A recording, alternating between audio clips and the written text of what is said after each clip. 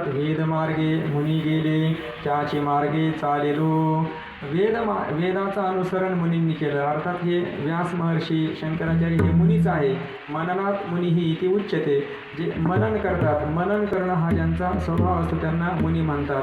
अर्थात हे सर्व मुनी होते. मुनी ज्या मार्गाने गेले, त्या मार्गाचं आम्ही काय करतो, अनुसरण करतो. त्याच मार्गाने आम्ही जातो. वेदमार्गे मुनी गेले त्याची मार्गे चालिलो. नकळेची विषय अंधा म्हणून उघड बोलिलो. अर्थात आम्ही उघड स्पष्ट सांगितलं. कारण हे सांगण्याची का वेळ आली, कारण ते विषयाने अंध झालेले आहे किंवा इंद्रियाधीन झालेले आहे. यांना मात्र केवळ श्रद्धेने सांगितल्याशिवाय कळत नाही, म्हणून मी सांगण्याची वेळ आली, म्हणून आम्ही बोललो. चालता धनुर्धरा तरंगाकारी हरपलो. ऋषीमुनींच्या मार्गाने आम्ही जात असताना आमच्या जीवनामध्ये काय परिवर्तन झालं, तर तरंगाकारी हरपलो. अर्थात हे जे काही संपूर्ण जगत आहे, जगताचा मिथ्यात्म निश्चय झाला. अधिष्ठान तत्व मी आहे असा निश्चय झाला आणि तैसा समरस झालो. तुझं माझी हरपलो. परमात्म्यापासून आम्ही वेगळे राहिलो नाही. चालता धनुर्धरा तरंगाकारी हरपलो. ज्ञान देवो निवृत्तीचा द्वैत सर्व निरसलो. त्या ऋषीमुनींच्या मार्गाचं अनुसरण करण्याचं फल काय आहे, तर मी निवृत्तीचा ज्ञानदेव सर्व द्वैत निरसलो. सर्व द्वैताचा काय झाला, निराश झाला. द्वैत राहिलंच नाही, केवळ अद्वैतामध्ये आमची स्थिती झालेली आहे. हे फल कशाचं आहे, तर आमचे जे काही पूर्वसूरी आहे ते ज्या मार्गाने गेले त्यांचं अनुसरण करण्याचं फल आम्हाला हे प्राप्त झालं. विठ्ठल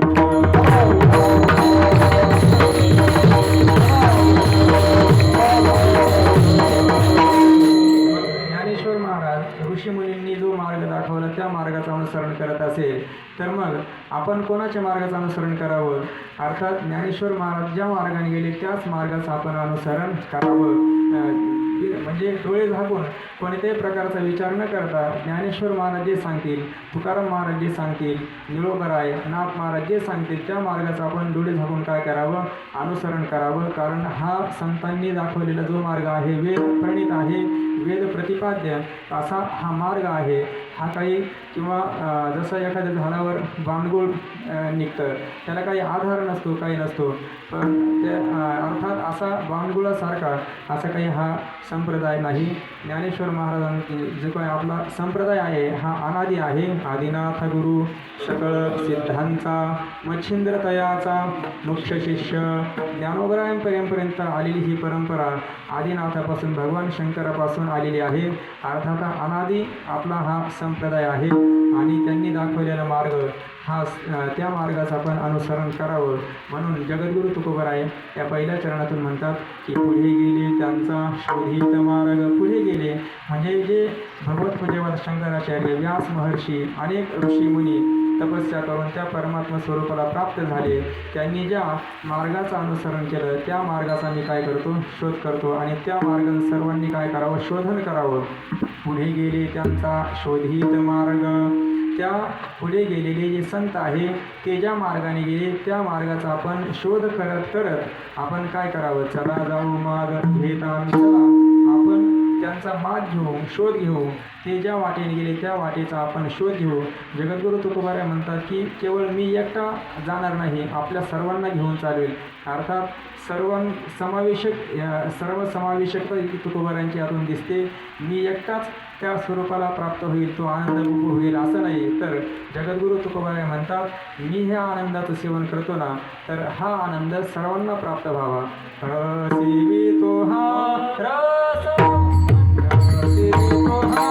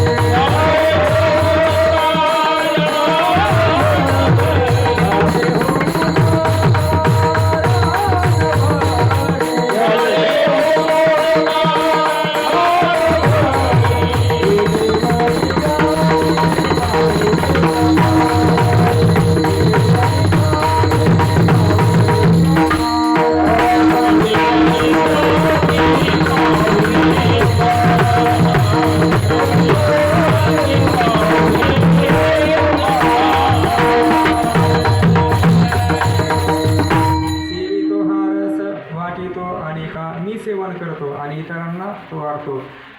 शिवितो हा रस वाटितो आणि का घ्यारे होऊ नका रान भरी. मी जे आनंदाचं पान करतो, सेवन करतो, तोच आनंद आपण सुद्धा घ्या रानभरी.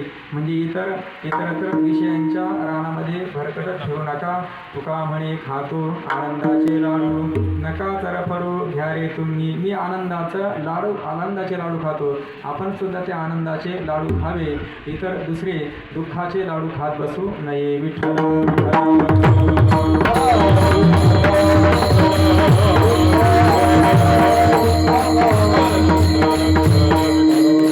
चला जाऊ माग घेत आम्ही.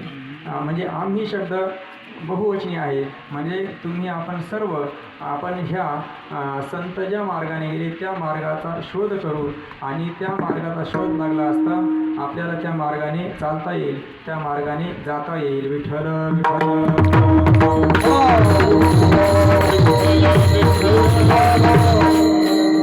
पुढे गेले या शब्दातून संतांचं लक्षण सांगितलं. संत कोणाला म्हणतात? जे पुढे गेलेले आहे, परमात्मा स्वरूपाला प्राप्त झाले त्यांना खऱ्या अर्थाने संत म्हणावं. आणि शरणागतीचं स्वरूप त्या संतांना शरणागती करावी, संतांना शरण जावं म्हणजे काय? तर ते ज्या मार्गाने गेले त्याच मार्गाचं अनुसरण करणं म्हणजे ही संतांची काय आहे? शरणागतीच आहे. विठ्ठल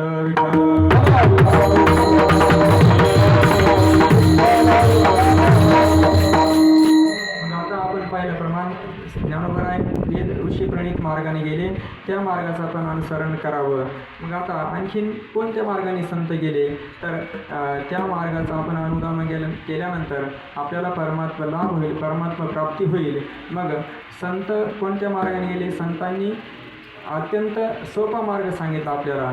भक्तिपंथ बहु सोपा, पुण्य राघवया पापा. ज्ञान मार्ग आहे. इतर जरी ते मार्ग असले परंतु कलियुगाच्या दृष्टीने, ह्या जीवांच्या दृष्टीने पाहिलं तर अवघ्या वाटा झाल्या क्षीण, कली न घडे साधन, उचित विधी विधान न कळे न घडे सर्वथा. भक्तिपंथ बहु सोपा, पुण्य राघवया पापा.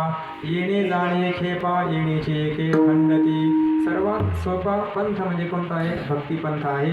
त्या भक्ती मार्गाचा प्रतिष्ठापना किंवा तो मार्ग संतांनी आपल्याला दाखवलेले. संत त्या मार्गाने गेले, संतांनी स्वतः आचरण करून दाखवला आणि आपल्यालाही तोच सांगतात. ज्ञानोबराय म्हणतात, माझे जीवीचे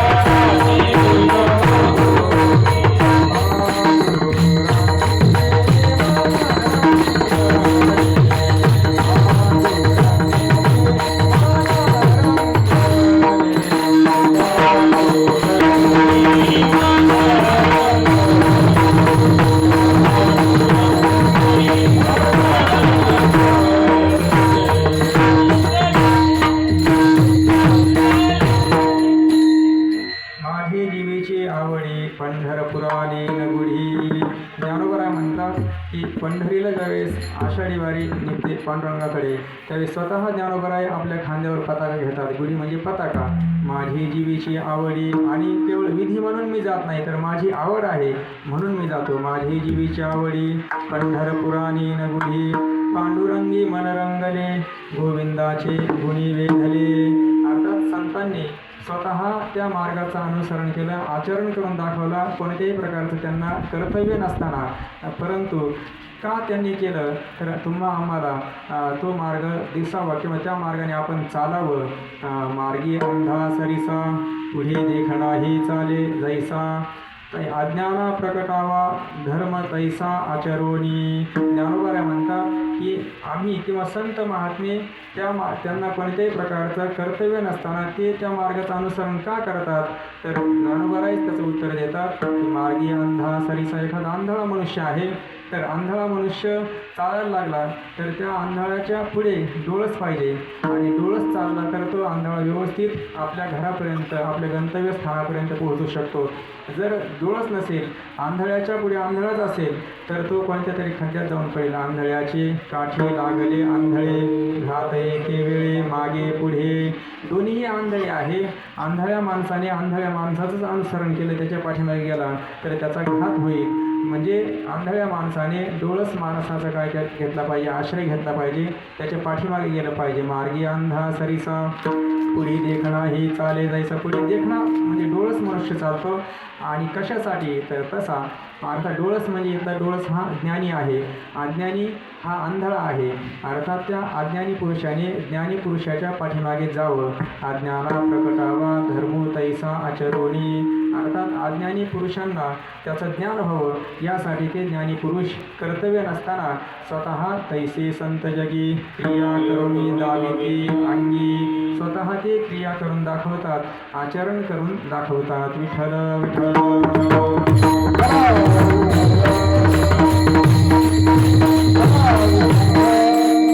संतच आचरण करतात असं नाही, स्वतः भगवान देखील सांगतात मलाही कोणत्याही प्रकारचं कर्तव्य नाही तरी पण मी त्या मार्गाचं काय करतो, अनुसरण करतो. नमे पार्थास्ति कर्तव्यम त्रिषु लोकेषु किंचन नानवाप्तम वाप्तव्यम वर्त एव च कर्मणी. म्हणजे त्रैलोक्यामध्ये त्रिषु लोकेषु कोणत्याही प्रकारचं मला कर्तव्य नाही तरी पण मी कर्माचरण करतो. का तर इतरांनी ते करावं. अर्थात जे श्रेष्ठ मनुष्य आहे, यद्यदाचरते श्रेष्ठ तत्तदेवेतरो जनः सयत प्रमाणम कृते लोकस्तदनुवर्तते. जे अज्ञानी पुरुष आहे त्यांचा समज काय असतो, आपल्या पुढे जे गेलेले आहे, जे श्रेष्ठ महान पुरुष आहे, महाजन आहे, त्यांनी ह्या कर्माचं ह्या गोष्टीचं अनुसरण केलेलं आहे, याचा अर्थ आपल्यालाही अनुसरणीय हाच मार्ग आहे असा त्यांचा निश्चय होतो. म्हणून यद्यदा चरती श्रेष्ठ पुरुष ज्याचं आचरण करतात तत्त इतर हा जना हा प्रमाणम कृते. अर्थात इतर जे काही सामान्य अज्ञानी पुरुष आहे त्यालाच प्रमाण मानतात. एथ वडील जे जे करीते तयाला धर्मो ठेविते. वडील म्हणजे जे मोठी माणसं आहे, जे करतात ज्या गोष्टीचं अनुसरण आचरण करतात तया नाम धर्म ठेविते. अज्ञानी पुरुष त्यालाच धर्म असं म्हणतात किंवा ते काही शास्त्र चालत बसत नाही. ज्ञानोबरायांनी ज्या मार्गाचं अनुसरण केलं तोच काय साक्षात धर्म आहे. आपण त्या मार्गाचं आपण अनुसरण करावं. तया नाम धर्म ठेविते तेची येरानुष्ठिते सामान्य सकळ. सामान्य इतर जे काही लोक आहेत त्या संतांच्या मार्गाचं अनुसरण करत असतात. अर्थात संतांनी जो मार्ग दाखवला तोच मार्ग खरा मार्ग आहे. त्या मार्गाचं अनुसरण करावं आणि त्या मार्गाचं अनुसरण करणं हीच त्यांना काय खऱ्या अर्थाने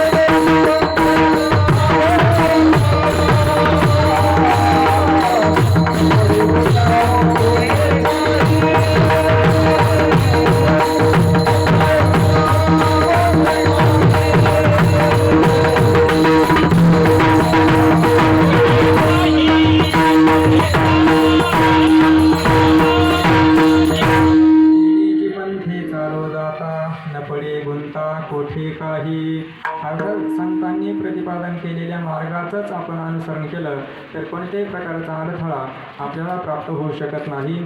अर्थात संत प्रतिपादित मार्गानेच आपण जावं किंवा गेलं पाहिजे. म्हणून जगद्गुरु तुकोबाराय म्हणतात, पुढे गेले त्यांचा शोधित मार्ग चला जाऊ माग घेत आम्ही. त्यांचा जो मार्ग आहे किंवा पाऊल खुणा आहे त्या पाऊल खुणा जशा असेल त्याप्रमाणे आपण जावं.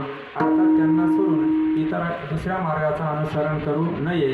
आणि दुसऱ्या मार्गाचं अनुसरण करणं म्हणजे काय, जे अज्ञानी पुरुष आहे त्यांच्या पाठीमागे धावणं म्हणजे आपली हानी करून घेणं आहे.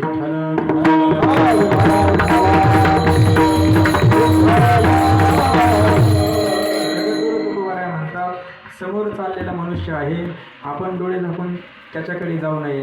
विचार करावा तो कोण आहे. तो योग्य मार्गाने चालला आहे किंवा नाही हे आपण चांगलं पाहावं, नंतरच आपण त्याचं अनुसरण करावं.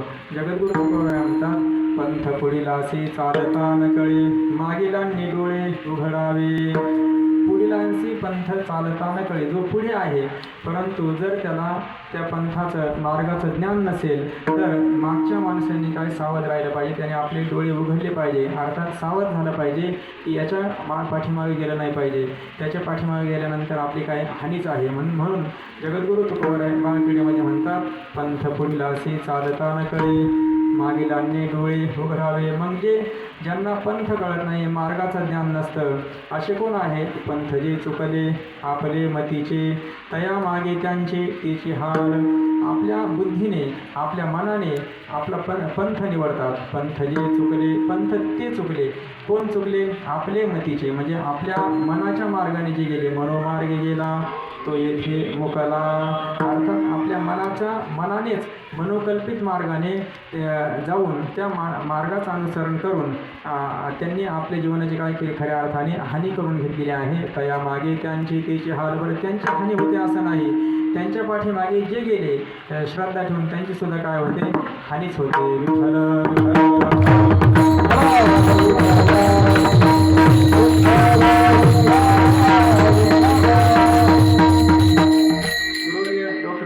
गोष्ट सांगत असतात की एक संप्रदाय आहे, त्याचं नाव आहे नागकटी संप्रदाय.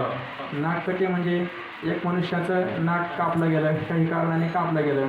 मग दुसरा मनुष्य त्याला भेटला की काय झालं तुझ्या, अशी अवस्था काय झाली? आणि आमचा संप्रदाय हा नागकटी, म्हणजे नाक कापलं की तू आमच्या संप्रदायात आला, मग मला पण तुझ्या संप्रदायात घ्या, मग तुला नाक कापावं लागेल.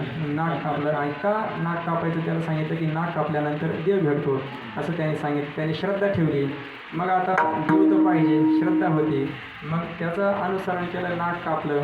आणि नाक कापल्यानंतर देव भेटला नाही, कारण त्यालाच पहिल्याच भेटला नव्हता. याचं कापलं याला पण भेटला नाही. तो म्हटला की आता नाक कापलं, देव कुठं आहे? आता देव भेटला, मला पण भेटला नाही, तुला पण भेटणार नाही. पण आता इथून पुढं असंच आपला संप्रदाय काय, त्याचा प्रचार प्रसार करायचा, वाढवायचा. आणि जो कोणी आपल्याकडे येईल त्याला असं सांगायचं की नाक कापला की देव भेटतो. म्हणून असा आपला संप्रदाय वाढवावा, याला म्हणतात नागकटी संप्रदाय. याला काही मूळ नाही, काही नाही. तसा आपला संप्रदाय आहे का? नाही. तर हा जो काही ऋषीमुनींनी दाखवलेला मार्ग आहे, संतांनी दाखवलेला मार्ग आहे, त्या मार्गाचं आपण काय करावं, अनुसरण केलं तर परमात्मा लाभ हा निश्चित आहे. विठ्ठल विठ्ठल.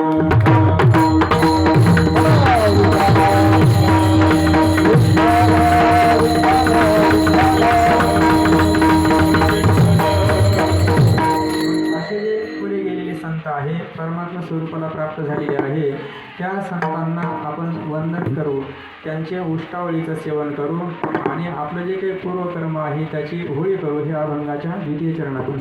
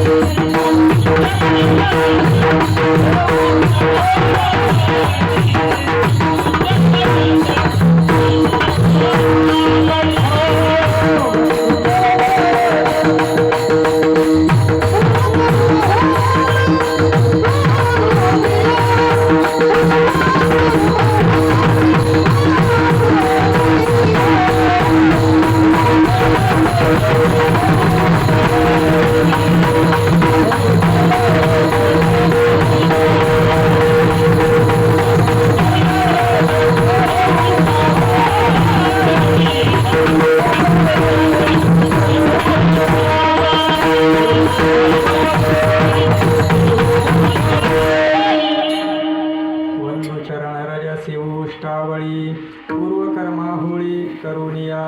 आपण काय करायचं, त्या संतांच्या चरणाला वंदन करायचं. की संत म्हणजे कोण आहे? तर हा जो काही अभंग ज्यांच्या निमित्ताने घेतलेला आहे, गुरुवर्य वैकुंठवासी किसन महाराज चौधरी अर्थात हे संत आहे, अर्थात पुढे गेलेले आहे.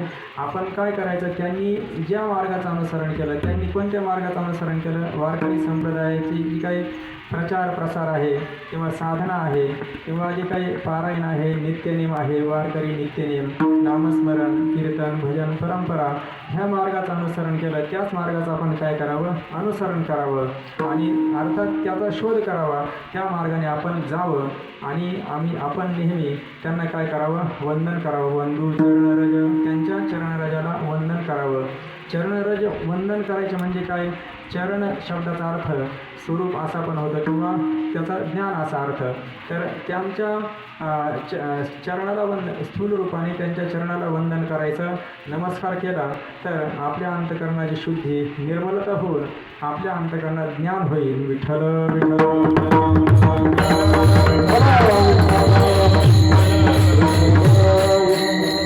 चरणाला वंदन करावं, नमस्कार करावा. अर्थात त्या संतांच्या चरणाला नमस्कार करावा म्हणजे आपला अभिमान जो आहे तो काय करायचा, टाकून द्यायचा. अर्थात माझं उत्तमांग आहे, आपली जेवढी काही ज्ञानेंद्रिय आहे ही सर्व आपल्या मस्तकात, डोळा, नाक किंवा जीभ आहे, ही ज्ञानेंद्रिय, मुख्य जी काही इंद्रिय आहे, ज्ञानाची साधना आहे, ही सर्व आपल्या मस्तकाभोवती आहे. अर्थात हे उत्तमांग याला म्हणतात. आपलं जे काही उत्तमांग आहे ते त्यांच्या चरणावर ठेवावं. गुरुवर्य बाबा सांगत असतात की म्हणजे त्यांच्या चरणावर ठेवावं म्हणजे माझं उत्तमांग आणि आपले चरण याची तुलना होईल असं सांगता येत नाही. म्हणजे त्याच्याहीपेक्षा माझं निकृष्ट आहे आणि तुमचे चरण मात्र उत्कृष्ट आहे, अशा प्रकारचा भाव आपल्या अंतकरणात असावा त्यांना नमस्कार करताना. म्हणजे मी आपल्याला शरणागत आहे. ज्यावेळेस मनुष्य दुसऱ्याचं दर्शन घेतो त्याचा अर्थ काय झाला, तुम्ही जे सांगाल ते मी ऐकेल, तुम्ही ज्या मार्गाने गेले त्या मार्गाचं मी अनुसरण करेल, इतर दुसरा कोणताही तुमच्या विरुद्ध संकल्प माझ्या मनामध्ये सुद्धा येऊ देणार नाही, हा त्या नमस्कार करण्याचा काय अर्थ आहे. म्हणून वंदू चरणरज, त्यांच्या चरणरजाला वंदन करायचं म्हणजे त्यांनी जे काही ज्ञान संपादन केलं, त्यांनी त्यांच्या जीवनामध्ये जे काही उपासना केली किंवा जे काही सत्कर्माचरण केलेलं आहे, त्यांचे जे काही आचार आहे, त्यांचे विचार, त्यांच्या भावना, हे सर्व आपण त्याचं काय करावं, संपादन करावं, आपल्या अंतकरणात त्याला साठवावं. हेच त्यांना खऱ्या अर्थाने वंदन करणं आहे. आणि ते सोडून इतर बाह्यात्कारी आपण नुसतं वंदन केलं आणि परत आपलं जे आहे तसंच चालू ठेवलं तर त्या नमस्काराला काही अर्थ नाही.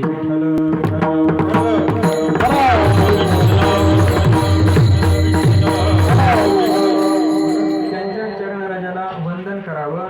अर्थात चरणरजाचा महिमा काय, संत चरणरज लागता सहज, वासनेचे बीज जळून जाय. संतांच्या चरणरज आपल्याला लागले तर वासनेचे बीज, वासनेचं बीज काय, अज्ञान आहे, ते अज्ञान नष्ट होण्याचं सामर्थ्य संतांच्या चरणरजामध्ये आहे. म्हणून आपण त्यांच्या चरणरजाला काय केलं पाहिजे, वंदन केलं पाहिजे. एवढंच नव्हे, आपण काय करावं, तर भगवान परमात्मा देखील त्यांच्या चरणरजाला वंदन करतो. नामयाचे पाठी चाले केशीराज, लागावया रज चरणीचे. नामदेवरायांचे चरणरज आपल्याला लागावे म्हणून त्यांच्या पाठीमागे भगवान परमात्मा धावतो. एवढे त्यांच्या चरणराजाचा महिमा आहे. म्हणून आपण त्यांच्या चरणाला वंदन करावं. त्या योगाने आपल्या मस्तकाला चरणधुळी लागून आपलं मस्तक, आपलं अंतकरण पवित्र होईल. म्हणून वंदू चरणरज, त्यांच्या चरणरजाला वंदन करावं. वंदन करू, वंदू चरणरज. पुन्हा काय करू, सेवू उष्टावळी, त्यांच्या उष्टावळीचं सेवन करू. उष्टावळी म्हणजे आपण उष्ट कशाला म्हणतो, आपण एखादा मनुष्य जेवला आणि जर त्या ताटामध्ये काही अन्न ठेवलं तर ते काय झालं, उष्ट झालं. किंवा आपण जेवत असताना आता सर्वांना ते काही माहीत पण नसतं, उजव्या हाताने जेवतो आणि डावा हात जर त्या ताटाला लावला आणि तोच हात आपण जर दुसऱ्या जे काही सामुदायिक भांडं आहे त्याला लावलं तर ते सर्व अन्न उष्ट झालं. परंतु आपल्याकडे ते जास्त काही पाळत नाही, पण ते नियम पाळायला पाहिजे. म्हणजे आपण हात जो डावा हात तो फक्त घेण्यासाठी वापरला पाहिजे. बऱ्याच घरी पाहिलं जातं की जास्त फिरत नाही, पण कधी पाहायला मिळतं की माता भगिनी किंवा जेवायला बसल्यानंतर उजव्या हाताने जेवतात आणि त्या उजव्या हातानेच पळीला हात लावतात, भाजी घेतात, पुन्हा त्या हाताने जेवायला सुरू करतात, पुन्हा दुसरा असेल तोही त्याच हाताने घेतो. हे अन्न सर्व उष्ट झालं आणि उष्ट अन्न खाणं हे काय एक तमोगुणी आहार आहे. उच्चिष्टम उच्चिष्ट अन्न हे तमोगुणी आहारामध्ये त्याचा समावेश होतो. म्हणून परंतु संतांचं उच्चिष्ट हे तमोगुणी आहारातलं नाही. संतांचं उच्चिष्ट हे आपल्या अंतःकरणाला पवित्र करणारं आहे.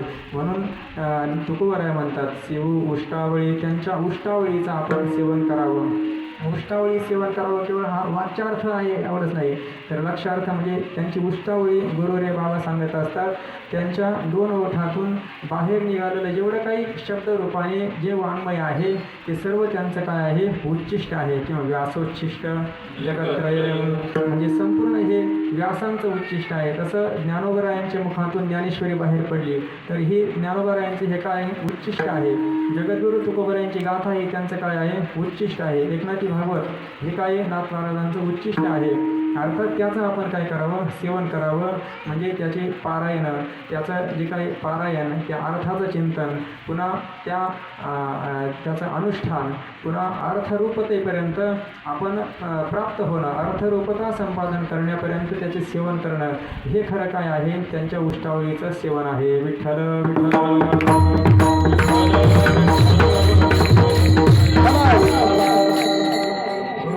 बाबांनी एक संकल्प केला, म्हणजे बऱ्याच दिवसापूर्वीच संकल्प होता, पण तो आता साकार होत चालला हळूहळू. बाबांनी सांगितलं की आपल्या महाराष्ट्रामध्ये भरपूर लोक आहे, परंतु कमीत कमी 2000 लोक आपल्या वारकरी प्रस्थानत्रयीचं पारायण करणारे असावे. म्हणजे प्रस्थानत्रयी म्हणजे काय, तर ही जी काही आपली वारकरी प्रस्थानत्रयी आहे, ज्ञानेश्वरी, एकनाथी भागवत आणि तुकोबरायांची गाथा, ही आपली वारकरी प्रस्थानत्रयी आहे. त्या प्रस्थानत्रयीचं आपण काय करावं, पारायण करावं. म्हणजे फार नाही तर किमान 20 ओव्या ज्ञानेश्वरीच्या, 20 एकनाथी भागवताच्या आणि 20-25 अभंग, याच्यापेक्षा जास्तीत जास्त वाचता आले तर चांगलंच आहे. परंतु बाबा स्वतः हा नियम पालन करतात, अनुसरण करतात आणि त्याचं अनुष्ठान स्वतः. बाबा ह्या नियमाचं पालन झाल्याशिवाय, किंवा एवढंच नियम नाही बाबांचा, त्यांचा जप ठरलेला आहे, काकडा दररोजचा हरिपाठ, आणखी भरपूर मोठा नित्यनेम आहे, तो झाल्याशिवाय बाबा झोपत पण नाही. आता बाबांना दररोज झोपायला कधी 2 कधी 3 वाजतात, कारण दिवसभर पाठ असतात किंवा लोक येत राहतात, आणि संध्याकाळी पण लोक आले की मग नित्यनेम करता येत नाही. मग ते दर्शनाला जातात रात्री 11, नंतर फिरणं राहतं, रात्री 12-12:30 येतात, राहिलं नित्यनेम नंतर करतात. म्हणजे ते नित्यनेम केल्याशिवाय राहत नाही. म्हणजे संतांनी जे काही वाङ्मय आपल्यासाठी करून ठेवलेलं आहे त्याचं चिंतन करणं हे त्यांच्या उच्चिष्टाचं काय आहे, सेवन आहे. म्हणून ज्ञानेश्वरीचं पारायण करणं म्हणजे ज्ञानोबरायांचं उच्चिष्ट सेवन करणं आहे. एकनाथी भागवताचं पारायण करणं हे नाथ महाराजांचं उच्चिष्ट सेवन करणं आहे. तुकोबरायांची गाथेचं वाचन करणं, पारायण करणं हे त्यांचं उच्चिष्ट सेवन करणं आहे. म्हणजे जेवढे काही निरोबरायांपर्यंत जेवढे संत असतील त्या संतांच्या अभंगाचं वाचन करणं ते उच्चिष्टाचं सेवनच आहे. आणि त्या उच्चिष्टाचं सेवन करणं त्याचा परिणाम काय आहे, तर अर्थरूपतेला प्राप्त होणं. म्हणून त्या उच्चिष्टाचा परिणाम परमात्मा लाभ हा आहे. म्हणून त्या उच्चिष्टाचं आपण सेवन केलं पाहिजे. आणि आणखीन एक दुसरं उच्चिष्ट काय आहे, तुका म्हणे शेष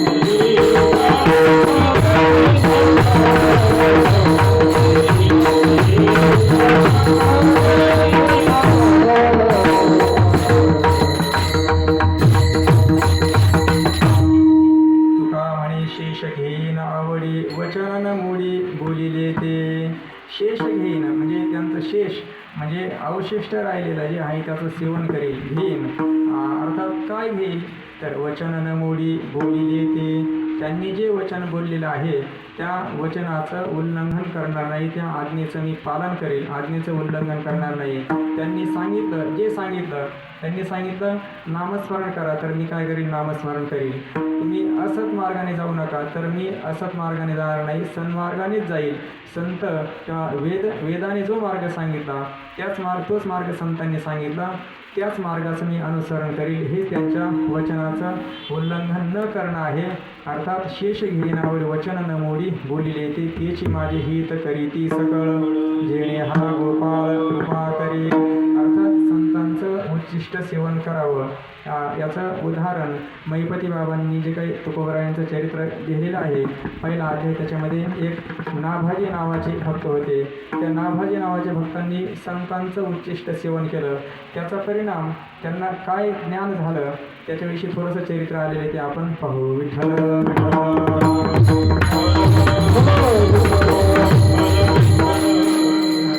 अग्रजी नावाचे महान भगवत भक्त होते.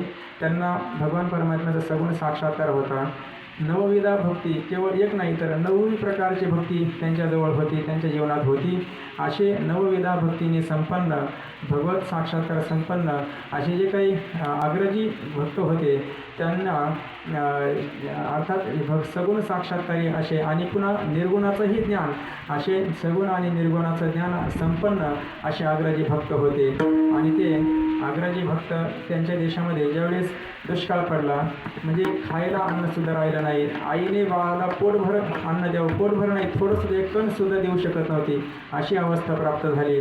त्यावेळेस ते अग्रजी ज्यावेळेस गंगेच्या किनाऱ्यावर स्नानाला गेले तेव्हा त्या ठिकाणी एक माता भगिनी, तिने आपलं जे काही मूल आहे त्या मुलाचं ती एक कणभरही अन्न त्याला देऊ शकत नव्हती, त्याचं पोषण करण्याला असमर्थ होती.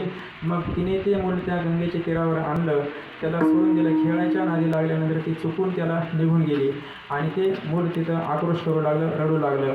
आणि तिथं गंगेच्या तीरावर ते जेव्हा अग्रजी भक्त स्नानाला गेले त्यावेळेस त्या मुलाचा त्यांनी चांड पाहिलं, जवळ गेले, त्याला विचारलं कोण आहे तू. त्यावेळेस त्यांनी सांगितलं की माझी आई मला सोडून गेली, मला भूक लागलेली आहे. त्यावेळेस त्यांनी सांगितलं की तू भिवू नको, मी तुझं रक्षण देईल, तुला मी अभय दिलेलं आहे, तुझं संरक्षण करतो मी. त्यावेळेस त्याला भिवू नको असं म्हटले. त्यावेळेस त्याला नाभाजी, जसं निरणाच्या अभंगामध्ये नाभी म्हणे त्वरे, म्हणजे भिवू नको असं भगवान तुकोबारायांना आश्वासन देतात. त्याप्रमाणे नाभाजी हे नाव का पडलं, तू भिवू नको, घाबरू नको, मी तुझ्या पाठीशी आहे, घाबरू नको, म्हणून त्यांना नाभाजी असं नाव पडलं. आणि मग स्नान झाल्यानंतर अग्रजी त्या नाभाजीला आपल्या आश्रमात घेऊन आल्यानंतर त्यांच्या मनात विचार आला की आपण आपल्या मठात त्याला घेऊन यायचं, परंतु याचा पिता कोण आहे, याची आई कोण आहे याचं आपल्याला ज्ञान नाही, कोणत्या वर्णाचा आहे याचंही ज्ञान नाही. त्यामुळे आश्रमात आणण्यासाठी त्यांचं मन संकोचू लागलं. त्यावेळेस त्यांनी मग आश्रमात आणण्याऐवजी आश्रमाच्या बाहेर एक कुटिया निर्माण केली. त्या कुटियामध्ये त्याला राहायला लावलं आणि त्या आश्रमामध्ये अनेक भक्त, बैरागी, संत वगैरे भोजन करण्यासाठी, प्रसाद घेण्यासाठी येत असत. मग संत येत असत, मग याचं काम काय, संत आल्यानंतर त्यांना साष्टांग दंडवत घालायचा. मग याचं आता जेवण कसं, तर संतांचं उच्चिष्ट उरलं की ते उच्चिष्ट अग्रजी त्या नाभाजीला देत असत आणि त्याच्यावर त्याचा उदरनिर्वाह होत राहायचा. त्याच्यानंतर त्या ज्या नाभाजीची कुटिया आहे त्याच्यासमोरच अग्रजीची कुटिया होती किंवा आश्रमाचं मंदिर होतं. भगवान परमात्म्याचं पूजा अर्चा षोडशोपचारी अग्रजी पूजा करत असत आणि हे नाभाजी फक्त आपल्या डोळ्याने ते पाहत असत, दर्शन घेत असत दुरून. नंतर त्यांचा प्रसाद सेवन करायचा, त्यांना साष्टांग दंडवत घालायचा आणि त्यानंतर आश्रम म्हटलं की तिथं प्रवचन, भागवताचं श्रवण वगैरे त्यालाही ते घडलं. आणि ही सर्व सेवा त्याला घडल्यामुळे त्याला ज्ञान झालं म्हणजे त्याला भूतकाळ भविष्यकाळाचं ज्ञान झालं. पुढे काय होणार आहे, पाठीमागे काय झालं, हे सर्व त्याला ज्ञान होऊ लागलं, कळू लागलं. हे कसं कळालं, तर एकदा अग्रजी पूजा करत असताना पूजा झाली, षोडशोपचारी पूजा केली. नंतर ते मानस पूजा करत असत. मानस पूजा करण्यासाठी त्यांनी नाभाजीला बाहेर बसवलं दरवाजात आणि माझी मानस पूजा करू आहे, मध्ये कोणालाही येऊ द्यायचं नाही असं सांगितलं आणि ते दरवाजात बसले. नंतर अग्रजी ध्यान करू लागले, परंतु परमात्मा ध्यानात येईना. मग ध्यानात का येईना, त्यावेळेस विचार करू लागले परमात्मा येणार. त्यावेळेस नाभाजीला कळालं की यांच्या मनात विचार येऊ लागला की परमात्मा आता ध्यानात येत नाही, हे कासावीस होतात. त्यावेळेस नाभाजीने सांगितलं की घाबरू नका, परमात्मा एका समुद्रामध्ये एक व्यापाऱ्याचं जे काही जहाज आहे ते संकटात आहे आणि त्या व्यापाऱ्याने धावा केलेला आहे भगवंताचा. जर माझं जहाज या संकटातून वाचवलं तर याच्यातील 5वा हिस्सा मी अग्रजीच्या आश्रमामध्ये देणार. म्हणून भगवान परमात्मा त्याचं रक्षण करण्यासाठी गेलेले आहे. मग त्यावेळेस ते नाभाजीने सांगितलं. नंतर भगवान परमात्मा त्याचं संरक्षण करून आले. मग विचारलं की आपण कुठे गेला होता. त्यावेळेस देवाने सांगितलं की मी त्या व्यापाऱ्याच्या जहाजाचं रक्षण करण्यासाठी गेलो होतो. आणि मानस पूजेमध्ये त्यांना भगवंताचा पितांबर ओला झालेला दिसला पाण्याने.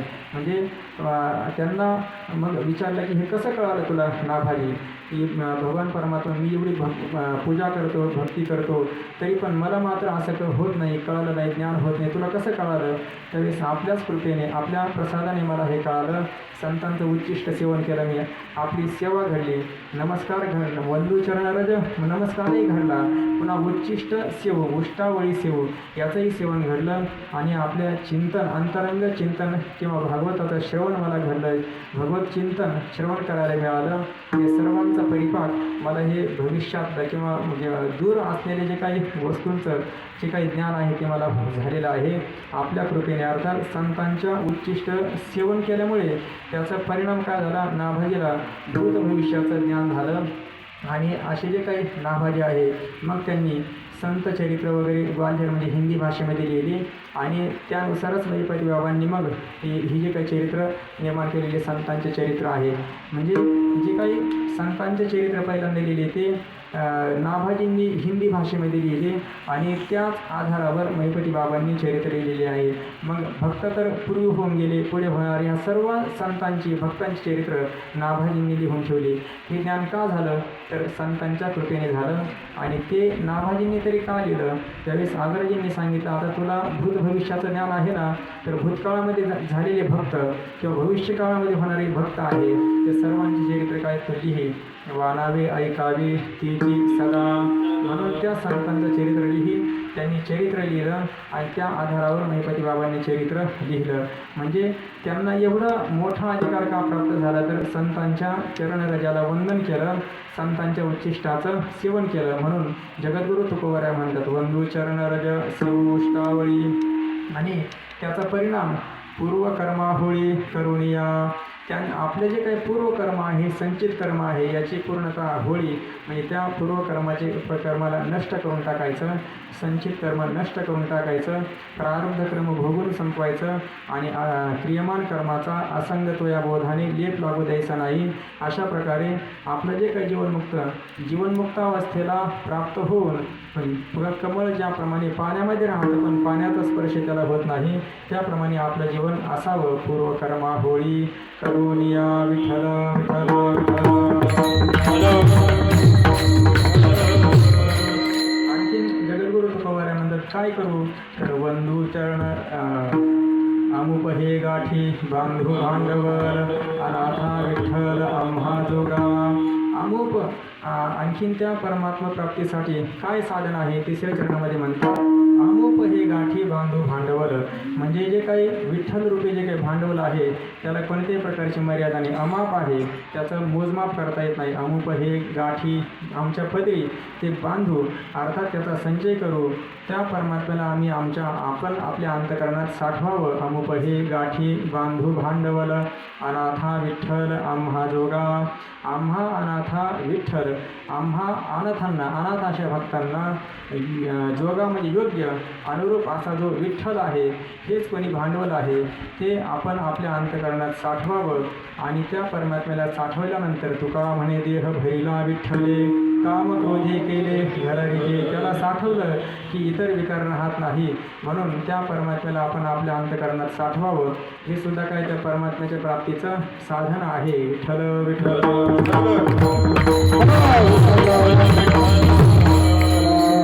त्या परमात्म्याला साठवायचं म्हणजे काय तर त्या परमात्म्याचं काय करायचं, नामस्मरण करायचं. त्याने काय लाभ होतो, काय लाभ होतो म्हणजे कोणता लाभ होतो, कोणता म्हणल्यापेक्षा काय होत नाही. अवघे होती लाभ एकाया चिंतने नाम संकीर्तने गोविंदाच्या. अवघे लाभ होते जे काय नव्हे केले एका चिंतिता विठ्ठले. किंवा माऊलींचा तुकोबारायांचा भाग आहे की भगवान परमात्म्याचं नामस्मरण केलं तर आपल्याला काय काय होईल, काय काय न कळे ते कळो येईल उगले. नामे या विठ्ठले एकाचिया न दिसे ते दिसो येईल उगले. नामे या विठ्ठले एकाचिया न भेटे ते भेटो येईल आपण. करिता चिंतन विठोबाचे अलभ्य तो लाभ होईल अपार. नाम निरंतर म्हणता वाचे तुका म्हणे जीवासक्त सर्व भावे तर तीन नावे विठोबाच्या. त्या परमात्म्याच्या नामाने सर्व जीवांचा काय होतं, उद्धार होतो. विषयासक्त जीव असेल परंतु त्याचा मात्र उद्धार होतो. अजमेळ, वाल्मिक ऋषी हे सर्व यांचं जीवन पाहिलं तर भगवान परमात्म्याच्या नावाने त्यांचा काय झाला, उद्धार झाला. अवघे होती लाभ एकाया चिंतने नामसंकीर्तने गोविंदाच्या. अर्थात संतांनी जो काही मार्ग पहिल्या चरणामध्ये सांगितलं की संत ज्या मार्गाने गेले त्या मार्गाचा शोधन करू. मग संत कोणत्या मार्गाने गेले तर त्यांनी भगवान परमात्म्याच्या नामस्मरण केलं. आम्हापासा विठ्ठलरूपी जे धन आहे आपल्या अंतःकरणात साठवलं. किंवा अवघे लाभ होते एका या चिंतने परमात्म्याच्या नामस्मरणाने चिंतनाने ते नामस्मरण त्यांनी केलं, त्याचं अनुष्ठान केलं. अवघे होती लाभ एका या चिंतने नामसंकीर्तने गोविंदाच्या. मग एवढे लाभ प्राप्त होतात ना, मग आपणही काय करावं, त्याच मार्गाचं काय करावं, अनुसरण करावं. इतर दुसऱ्या कोणत्याही मार्गाचं अनुसरण करायचं नाही. आणि ह्या मार्गाचं अनुसरण केलं तर फल काय आहे, जन्म मरणाच्या खुंटतील खेपा होईल हा सोपा सिद्ध पंथ. जन्म मरणाचे जे काही येरझार आहे अनादिकालापासून जन्म मरण हा संसार आपल्या पाठीमागे लागला तो पूर्णतः नष्ट होऊन जाण्याचं सामर्थ्य संतांनी दाखविलेल्या मार्गाचं अनुसरण करण्यात आहे.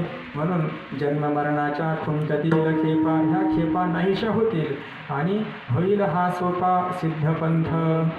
सिद्ध कोणाला म्हणतात तर संतत्वाला जे प्राप्त झालेले आहे, ज्यांना कोणत्याही प्रकारचं कर्तव्य नाही त्यांना काय म्हणतात, सिद्ध. अर्थात संतांनी दाखवलेला जो पंथ आहे किंवा जो मार्ग आहे किंवा संतांनी ज्या मार्गाचं अनुसरण केलं अर्थात ते संत खऱ्या अर्थाने काय सिद्ध आहे. आणि त्या सिद्धांनी दाखविलेला जो मार्ग आहे तो खऱ्या अर्थाने सोपा होईल आपल्याला. कधी संतांनी ज्या मार्गाचं अनुसरण केलं त्याच मार्गाचं अनुसरण केलं तर जन्म मरणाच्या खुंटतील खेपा होईल हा सोपा सिद्ध पंथ. सिद्ध पंथ सोपा होईल म्हणजे सिद्धांनी संतांनी दाखविलेला मार्ग आपल्याला सोपा होईल, सफल होईल, फल देण्याला सन्मुख होईल. आणि अशा संतांनी दाखविलेल्या मार्गाचं अनुसरण करून आपण काय करावं तर आपला जो काही जीवपणा आहे तो घालवावा, निवृत्त करावा आणि आपल्या स्वरूपाला प्राप्त व्हावं. अभंगाच्या शेवटच्या चरणात तुका म्हणे जीवपण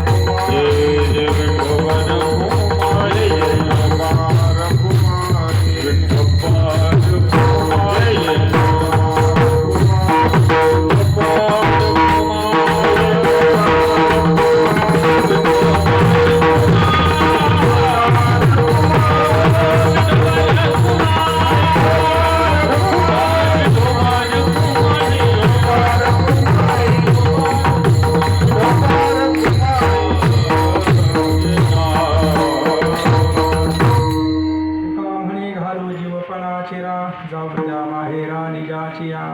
जगद्गुरु तुकोबराय शेवटच्या चरणात म्हणतात. सरळ चरणाचा अर्थ सांगतो.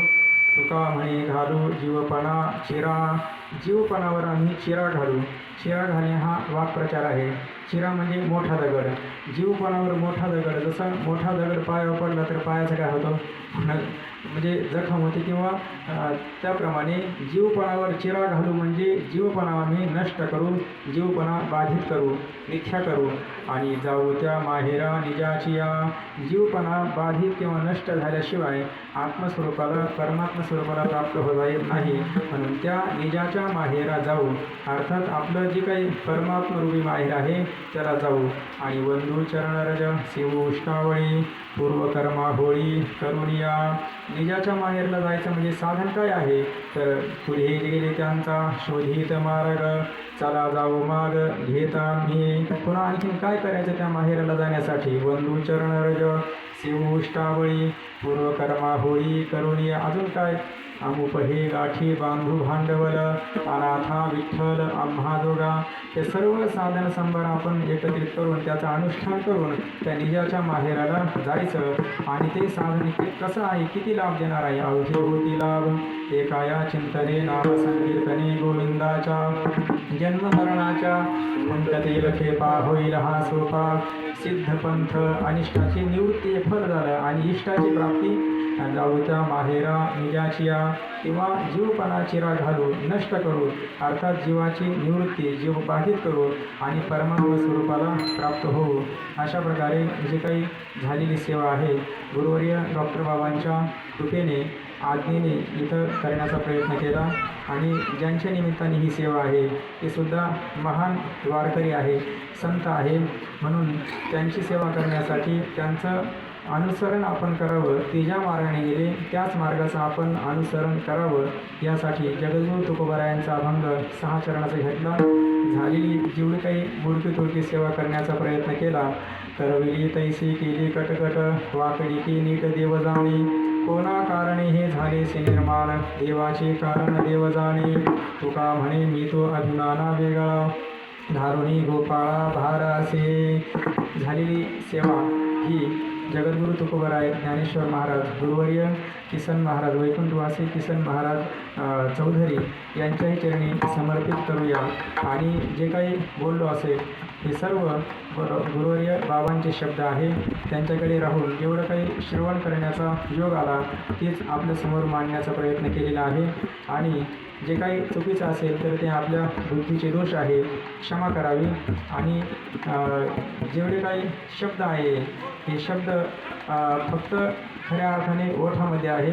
तुमच्या कृपेने आमच्या अंतःकरणात त्यांचा प्रवेश व्हावा एवढी आपल्या चरणी भिक्षा मागून जी काही सेवा आहे आपल्या चरणी समर्पित करून याच ठिकाणी सेवेला पूर्णविराम. पुन्हा आपल्या सेवेमध्ये भूदेव पण इथं उपस्थित राहिलेले आहे. त्यांच्याही चरणी सेवा समर्पित करून पूर्णविराम. ज्ञानेश्वर